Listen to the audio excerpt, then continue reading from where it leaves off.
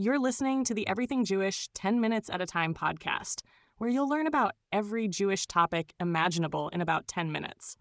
Before we dive in, let me just get my regular apology out of the way. My German pronunciation isn't always top-notch. In fact, since my voice isn't even real, it's an artificial intelligence voice, I sometimes make German sound like autocorrect gone rogue. So if I say something that makes you think I just sneezed into the microphone, that's probably me trying to say a German word. With that out of the way, let's jump in. Today's topic is the Nuremberg Trials. Yes, those historic court cases after World War II, where the world basically said, hey, Nazis, you don't just get to invade half the planet, commit atrocities, and then go back to running bakeries in Bavaria. So picture it. The year is 1945. The war is over, Germany is defeated, and the world is trying to figure out what to do with all the people who made the Holocaust and global destruction possible. It's like the world had just finished binge-watching the worst reality show in history, and now everyone wanted justice. The Allies, America, Britain, the Soviet Union, and France, set up an international military tribunal in the city of Nuremberg, which, by the way, was chosen partly because its courthouse was still standing after the bombings, and partly because Nazis used to hold their big rallies there. Talk about poetic justice, making them answer for their crimes in the very place where they once strutted around in goose-step parades. The trials would become a turning point in international law, but also a way of saying to the Jewish people, we see what was done to you, and we're not sweeping it under the rug. Now let's talk about the cast of characters, because this really was like a courtroom drama on the global stage. On trial were top Nazi leaders, military generals, propagandists, and party officials. Not Hitler, of course. He had taken the coward's way out in the bunker, but his inner circle, Hermann Goering, Rudolf Hess, Joachim von Ribbentrop, Wilhelm Keitel, and others were there in the dock. If you imagine it like a Netflix docuseries, Goering was basically the headline villain, kind of like the main character you love to hate. The charges? Crimes against peace, war crimes, and, most groundbreaking of all, crimes against humanity. That last one was huge because it basically said, you don't get to murder millions of Jews, Roma, disabled people, and others, and claim, well, it was legal in my country at the time. Nope. Humanity itself has a higher law. The evidence presented was staggering. We're talking films, documents, testimonies from survivors, and records the Nazis themselves kept. Imagine trying to delete your embarrassing TikTok history, but the internet never forgets. Well, the Nazis were obsessive record keepers, and their own paperwork became the smoking gun. They had minutes of meetings, memos, orders, all neatly stamped and filed. The Allies walked into the courtroom with binders thicker than a first-year law student's backpack.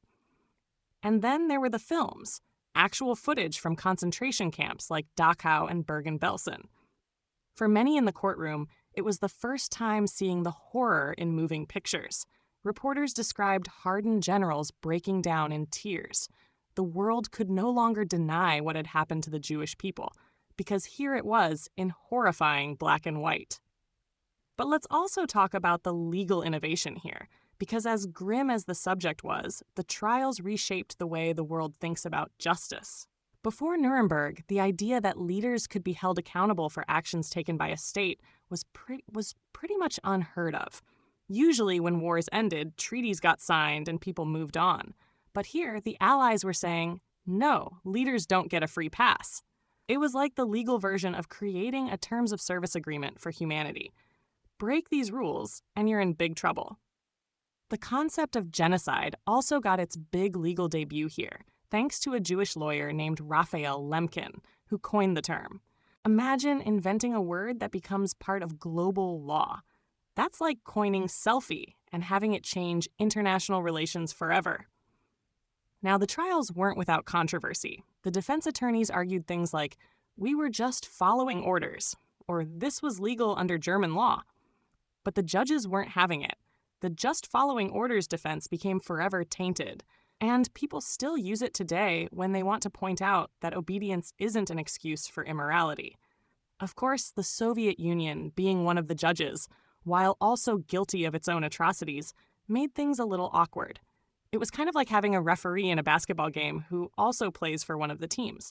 Still, the symbolism of unity among the Allies outweighed the hypocrisy. From unsolved mysteries to unexplained phenomena, from comedy gold to relationship fails, Amazon Music's got the most ad-free top podcasts, included with Prime. Because the only thing that should interrupt your listening is, well, nothing. Download the Amazon Music app today.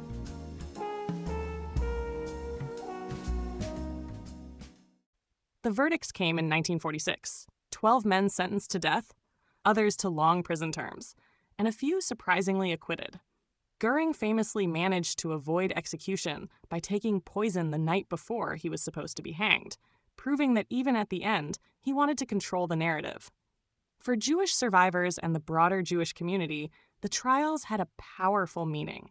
They weren't just about punishing Nazis. They were about recognizing Jewish suffering on a global scale. Survivors testified. Their stories finally broadcast to the world in a way that couldn't be ignored. Before Nuremberg, a lot of people outside Europe barely grasped the scale of the Holocaust. After Nuremberg, there was no denying it. The trials gave weight to Jewish memory, making never again more than just words. They also laid groundwork for future Jewish claims, like reparations from Germany and the eventual pursuit of Nazi war criminals hiding abroad. If you've ever seen a movie about Mossad agents hunting Nazis in Argentina, like Operation Finale, you can trace that spirit of justice right back to Nuremberg. Culturally, the Nuremberg trials also entered the Jewish imagination and storytelling. They became shorthand for ultimate justice, the idea that the world sometimes does wake up and say, enough. Think of how often TV courtroom dramas, whether it's Law and Order or The Good Wife, borrow that sense of high-stakes morality from Nuremberg. Even superhero movies, where villains are tried before intergalactic tribunals, echo this moment. For Jewish communities rebuilding after the Holocaust, the trials were a reminder that even though millions were lost, the voices of the victims were not completely silenced. It was a step, however imperfect, toward dignity. And yes, Jews being Jews, there was even gallows humor. Survivors sometimes quipped about Nazis getting their due, a coping mechanism in the face of so much tragedy. What's fascinating is how the legacy of Nuremberg continues today. The International Criminal Court, war crimes trials for Rwanda, Bosnia, Darfur, all of these draw on the template set at Nuremberg. The idea that there are universal laws above national laws owes its birth to this moment. For Jewish people, that meant the world had finally acknowledged that being targeted for extermination wasn't just a tragedy of war, but a crime against humanity itself. Of course, the trials couldn't bring back the 6 million, but they did put down a marker in history. If you try to wipe out a people, you will be judged. And for a people who had experienced centuries of exile, pogroms, and discrimination, that recognition mattered deeply. It was one small piece of justice in a sea of loss. So, to wrap it all up, the Nuremberg trials were more than just a courtroom drama.